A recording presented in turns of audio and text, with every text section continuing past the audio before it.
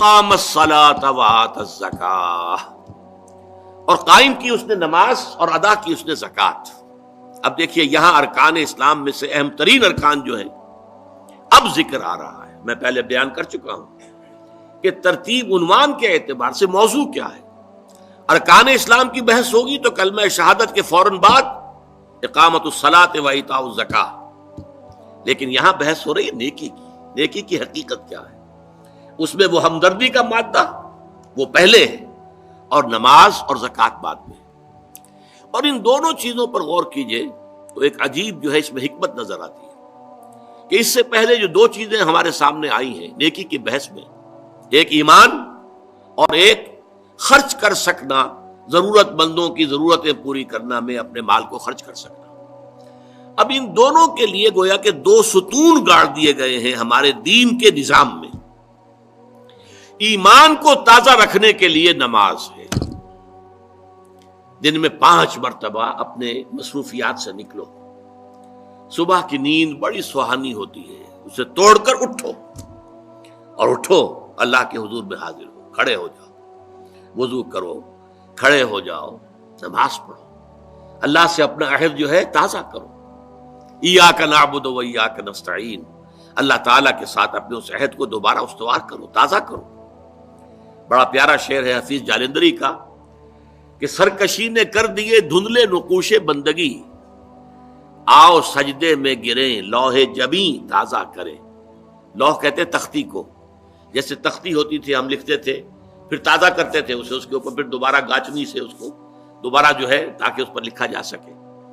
تو یہ لوح جبیں جو ہے یہ ہماری، اسے رکھو زمین پر تاکہ اس میں بندگی کا جو نقش ہے وہ تازہ ہو جائے، اس لیے کہ ہماری سرکشی جو نفس کی سرکشی ہے، ان النفس لامارۃ بالسوء، اس نے ہماری یہ بندگی کے جو آثار ہیں، جو نقوش ہیں، انہیں کمزور کر دیا، دھندلا دیا ہے۔ تو نماز ایک ستون ہے، اور یہ جان لیجئے کہ اسلامی معاشرے کے اندر اس کی تنظیم، اس کی آرگنائزیشن کے لیے یہ یوں سمجھیے رکن رکین ہے، یہ عمود ہے، یہ سب سے بڑا جو ہے بنیاد ہے۔ اب آپ کو معلوم ہے کہ اسلامی معاشرے میں ایک فرد ہے مسلمان، اس کی زندگی بھی اگر وہ نمازی ہے اور نماز کا حق ادا کرتا ہے، اس کی زندگی گویا کہ نماز کے گرد گھومتی ہے۔ اس کا سارا نظام الاوقات جو ہے نماز کے حوالے سے طے ہوگا۔ فلاں کام کرنا، اچھا بھائی عصر کی نماز کے بعد۔ وہ کوئی ایسی اپائنٹمنٹ نہیں کر سکتا کہ جس میں عصر کی جماعت جو ہے اس کا معاملہ جو ہے وہ خطرے میں پڑ جائے۔ مغرب کے بعد اس کا سارا معاملہ چلے گا، اس کا روٹین جو ہے اسی کے گرد گھومے گا۔ یہ گویا کہ کھونٹا ہے جس کے گرد اس کے معمولات زندگی جو ہے، اس کی چکی جو ہے وہ چل رہی ہے۔ اسی طریقے سے معاشرہ، اب 5 مرتبہ دن میں مسلمان مسجد میں جمع ہو رہا ہے، ایک امام کے پیچھے کھڑے ہیں، اور ایک دفعہ ہفتے میں جو ہے بڑی آبادی کے لوگ جو ہیں مسجد جامع میں جمع ہو گئے۔ یہ اسلامی معاشرے کی ایک تنظیم ہے۔